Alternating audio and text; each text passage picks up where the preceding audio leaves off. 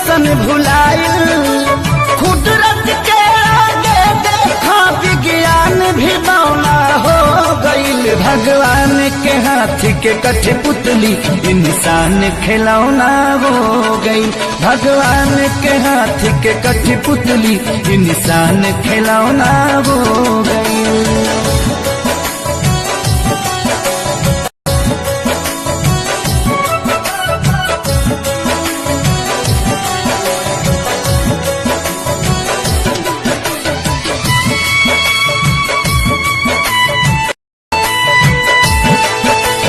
सब कर धन के ऐठल घर में बैठल बैठल मेट गईल। बड़का बड़का वीर भूपति के विपत्ति से जब भेंट भइल।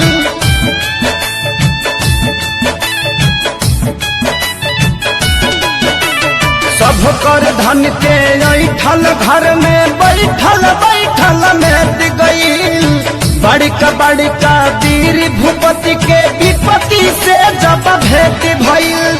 त्राजिमाम जगत में भइल जब काम घिनौना हो गईल। भगवान के हाथ के कठपुतली इंसान खिलौना हो गई। भगवान के हाथ के कठपुतली इंसान खिलौना हो गई। माथी पकैसन मौत नाचे देखनी जब नाजार हो। अपनों से मिले जुले मेला गाता बदार हो।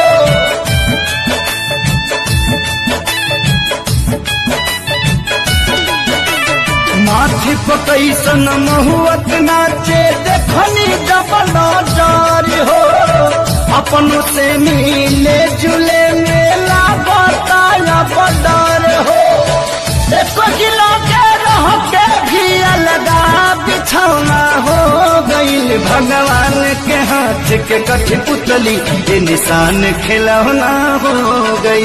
भगवान के हाथ के कठपुतली ये निशान खिलौना हो गई।